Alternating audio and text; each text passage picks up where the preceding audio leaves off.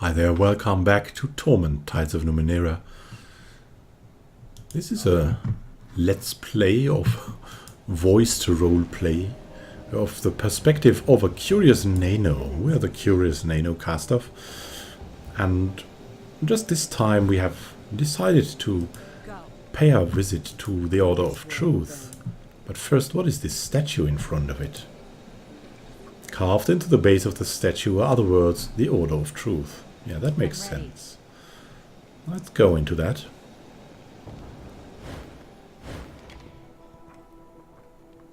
Last time we have found out a lot by talking to the Red Thicket. Now that we're here, speak to Min. He leads this chapter of the Order of Truth, though perhaps leads is too strong a term. Teague says, there's Quarrow again, look at it. I just need you to understand, you see, yeah, let's really talk to Min first. Of course. Maybe he knows something interesting.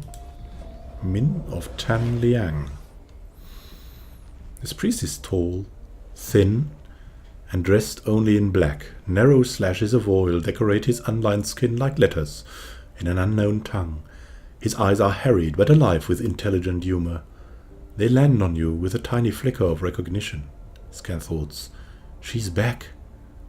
I wonder what she brings here now. Then his gaze moves from you to your companion. Hello, Teague. Here to work or just visit? Scan thoughts, and with a husk. I hope this isn't a long-term visit. Just a bit of business. Have you ever heard anything about the resonance chamber, Min? We're looking for a way to repair one. You're what? Min gasps. I thought that thing was a myth. And you're trying to repair it. Where is it? Scan thoughts. Is that what she and Solimari were working on? I'd love to see that. She sent us here and he wants to probably help us. These are fellow scientists, so we're gonna trust them. In a dome in the Reef of Fallen Worlds. She can tell them anyways, so... Really, he says, shaking his head. Amazing. Do you have any piece of the machine with you? I have a shard of it. Take a look. He handles the shard with care. Organic and crystalline. It was grown into the appropriate shape for the machine. This is definitely what Solimari was working on all those years ago with her partner. He looks at you, his eyebrow raised, but does not say any more. Reluctantly, he hands it back to you. Scan thoughts. It must be her then. But why lie? I'll ask Solimari about it later. In all honesty, I focus more on traditionally powered machines. Solimari has some experience with organic machine construction. You might ask her about it. Yeah, but before we want to know who you are and what you're interested in, Min, as we're speaking here, might be very interesting. Tell me about that machine behind you. It makes levies, the guardians of Sagas. He rubs his chin. Our records say that Divyatiku found a similar device in the ruins of Arco Palasia, far to the north. He convinced the city that a local version, a modified one, would be of use. In order to become a citizen, everyone in Sagas Cliffs, even the ones born here, give a year of their lives to the machine. It uses that borrowed time to create a levy. Now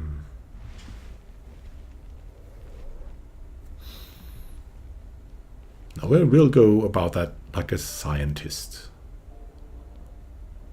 So this is like opinionated. This is an as-if question. So what if someone only has 1 year to live? It's playing with the thoughts. Would they die the second they entered the machine? No, he frowns. They never die in the machine, but it catches up with them a few days later.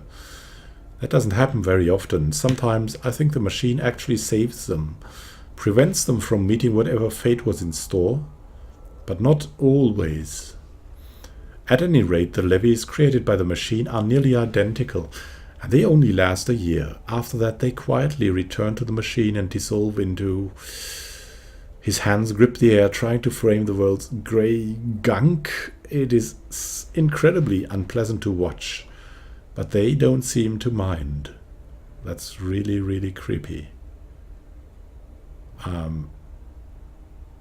But for a scientist explorer, that would be fascinating. It is, and nothing is wasted. We just use the same gunk for the next levy. He frowns. Good thing, too. I have no idea how to make more gunk. Gunk. Oh, man. Anyway, that's the machine. Any other questions? Let's talk about something else. Happy to, he says. What is it? Can you tell me about your work? He says, shaking his head. That is a big question, even on the best days. I specialize in mechanical Numenera, intelligent or not, but I haven't had much time for research since I started managing our branch of the Order. Can I ask you some questions about mechanical Numenera? I would be incredibly grateful if you did, he says. Every other conversation I have revolves around how I'm ruining the Order, or not doing enough to save the Order. He rubs his forehead with the back of his calloused hand. Please, ask me about wires and blinking lights.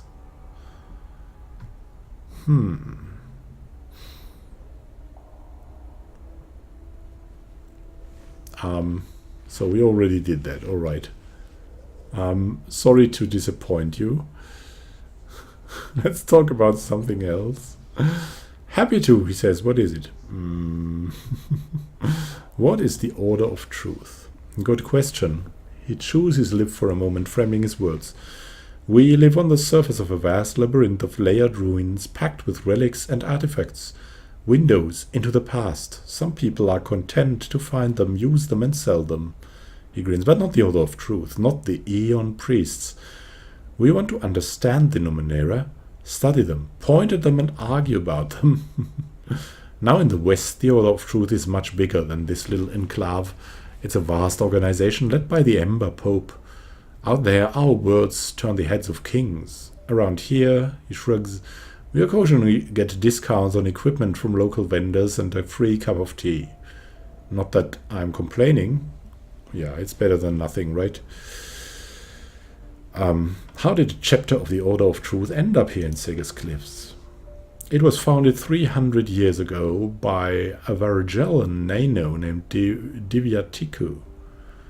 That's his stature outside. He governed, or you could say ruled, the Order with more force than you see in traditional chapters. He set us up in this spire, handpicked new members, and chose them for particular projects of his design. We're not quite that organized these days, he says, shrugging, for better or worse. Leaders are chosen by consent of the other priests and priestesses, and they don't have a say in what everyone works on. They just deal with the politics and the paperwork so that everyone else can focus on their ruinous side projects and hideously dangerous experiments. He flashes a grin, which is to say, I'm the leader because I'm the only one who admits we need to eat. Yeah, of course, we're like scientist explorer like, so really though, is food so much more important than knowledge? Funny thing, he says, an Aeon priest can work for 12 hours and forget the pastry on the plate next to them until ants carry it away. But if we can't buy food, everyone gets an appetite at once. He sighs, and we don't make money unless the people outside these walls are happy. Slave families, for some reason, aren't interested in funding wild, endless experimentation. They like results, especially weaponizable ones, so I review their requests, deflect the crazier ones, and convince my colleagues to work for a living occasionally. He nods at the nearby machine. We also create the levies that guard the city, though that's seen more as a responsibility than a favor these days. So you don't make money of that. And what are the levies? Can we ask that? Is that new for you? There's Sega's version of a city watch. You may have seen them around. Yeah, at the execution. He plasters on a wide, fake grin and points at it. They wear armor and look like this. You can't miss them.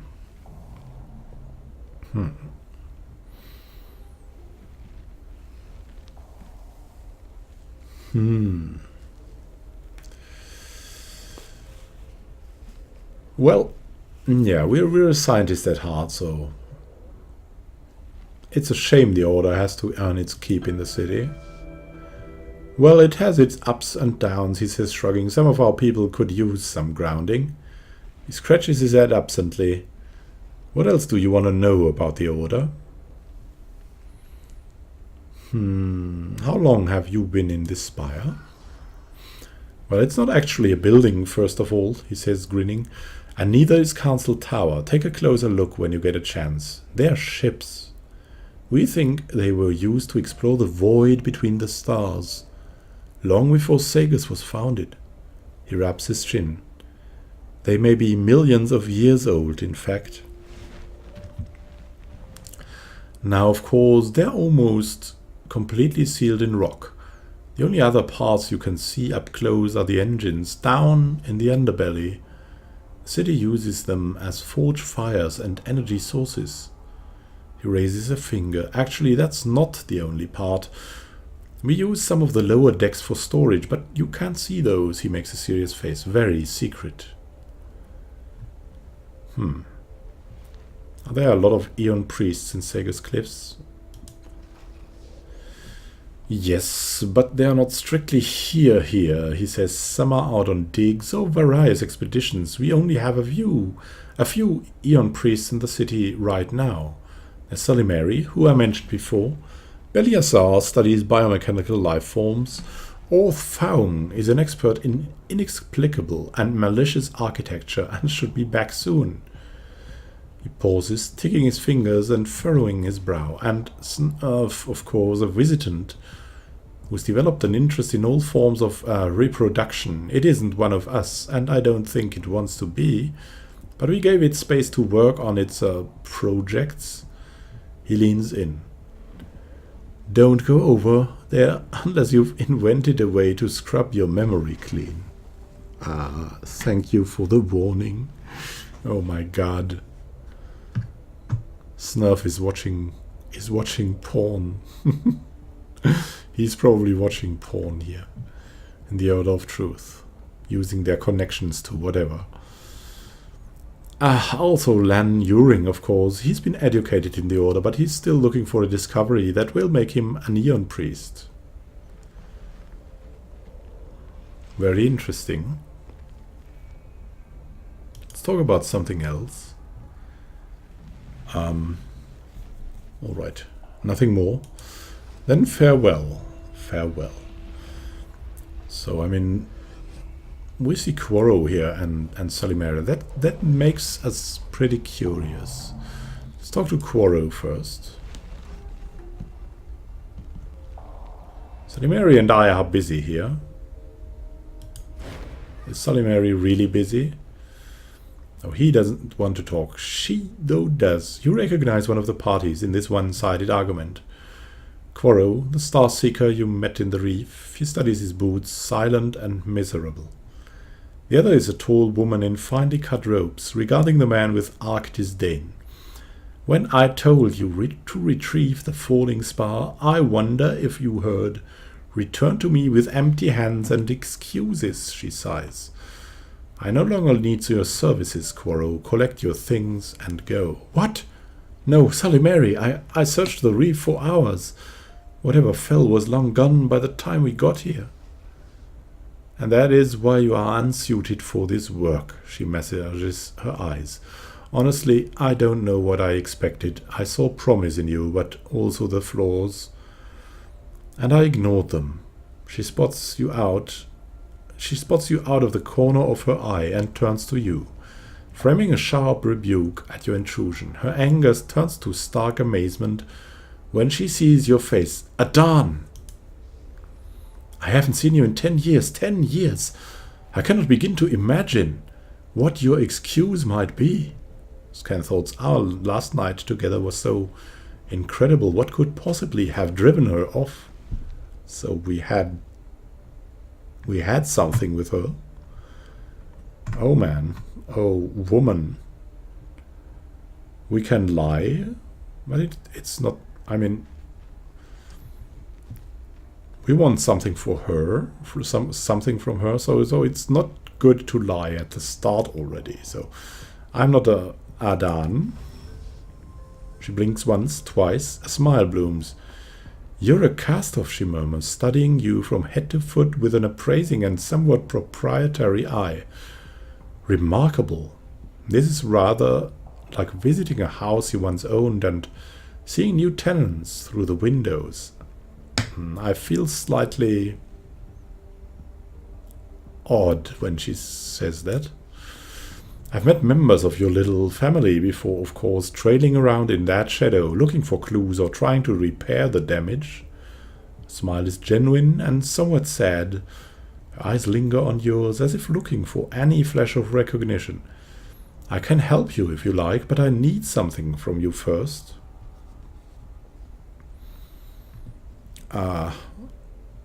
Are we talking about romantic favors here? She rolls her eyes. Please, that time is dead gone and buried beneath a decade. At any rate, think it over. She grins wolfishly. And tell me when you're ready to help. Scan thoughts. I won't give my heart to another, least of all her, and most of all...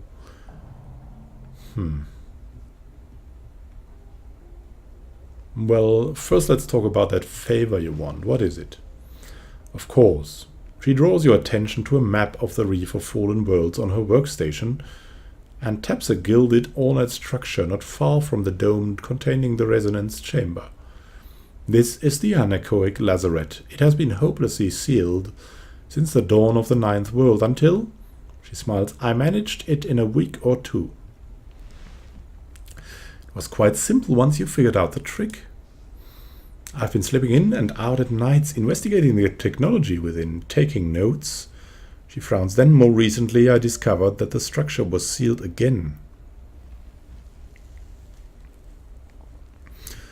We'll just let her talk. She seems to know what she's doing. I believe someone tramped inside with no regard for the dangers and managed to trigger a failsafe that resealed the structure. She flicks a strand of hair from her eyes. I need someone to reopen the lazaret, and she waves a vague hand. Handle whatever nonsense the trespassers have stirred up in their wake.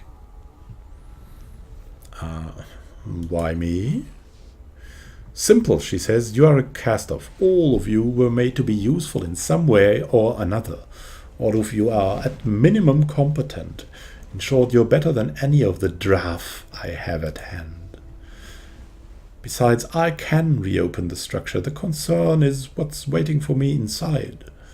She holds your gaze for a moment to make sure you understand. I want you to deal with whatever's gone wrong in there so I can resume my work.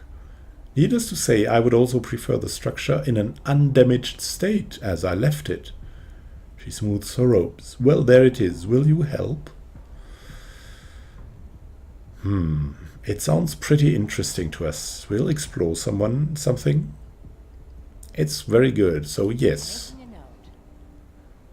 The anechoic lazaret. Excellent, she says briskly, but relief flashes across her face. She hands you a metallic stalk with flower-like ridges along its length and a mechanical eye at one end. Let's see what this is. This metallic flower-like device consists of a short metal stalk with a mechanical eye at the end. It was given to you by Salimari and can apparently be used as a key to enter the anechoic lazaret, a large golden structure in the Reef of Fallen Worlds. We have seen that. That was like a thing that looked like an ant. For me.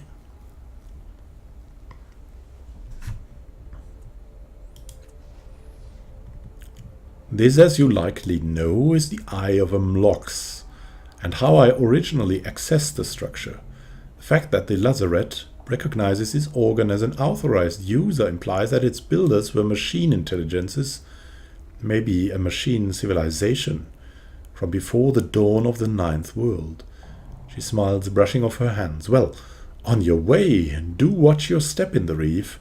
It can be quite dangerous. Please, Salimari, Quoro says, edging in beside you. Give me another chance. I can handle this. Scan thoughts. I have to win her back.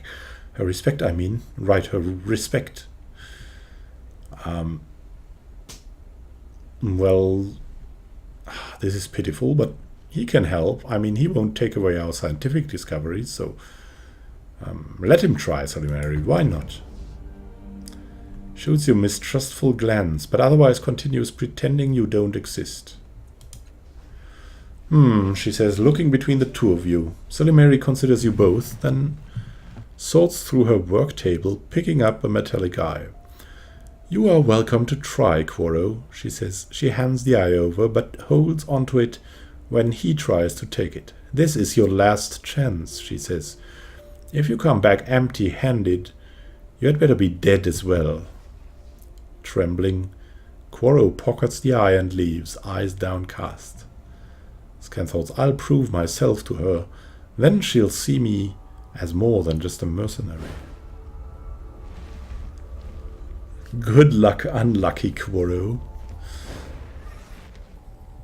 Salimari watches him go and sighs. He's going to fail, of course. It's what he does best.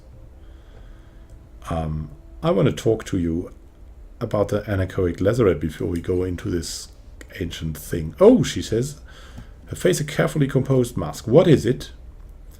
What is this lazarette anyway? I'm not quite ready to issue definitive answers on that topic, she says lightly. I suspect it was once a place of healing or quarantine for machine intelligences. Even if I'm wrong, this is the find of many, many lifetimes. Few remnants of the prior worlds are ever so intact.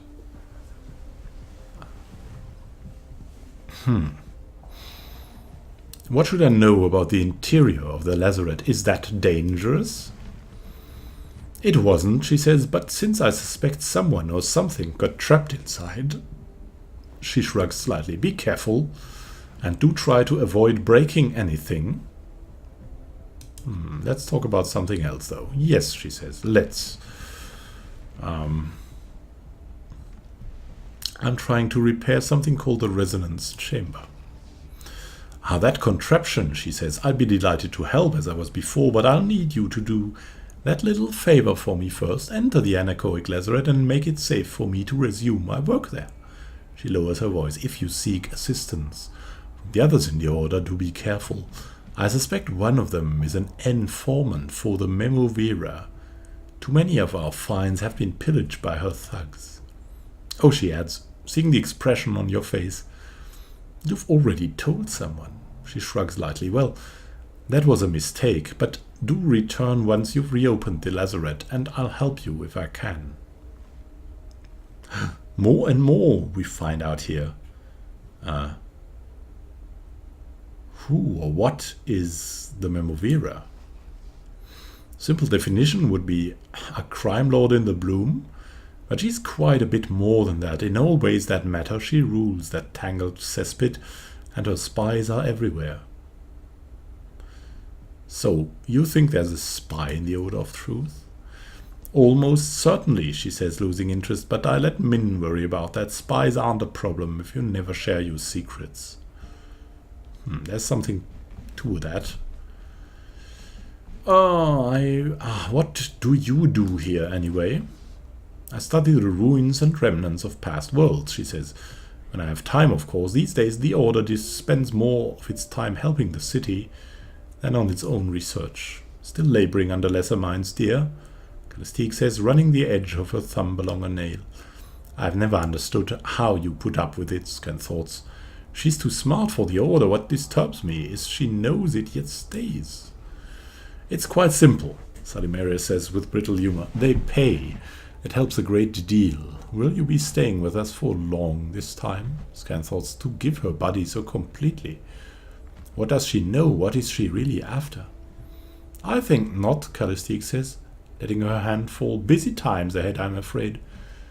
So, Callistique has given her body to something? That's interesting as well. I have some questions about the changing god. Good, she says. Curiosity about your origin is quite healthy, Solimary says. Expression hardens. I will be happy to share what I know once you've completed that favor for me. All right, farewell. So, thank you for watching. Next time we'll go to the anechoic lazaret, that strange thing in the Reef of Fallen Worlds, and we'll try to find out what's wrong there and what is going on there. So happy gaming to you. See you in the next episode. And happy gaming. And have a good time. All the best wishes. I could not decide, so I repeated. See you then.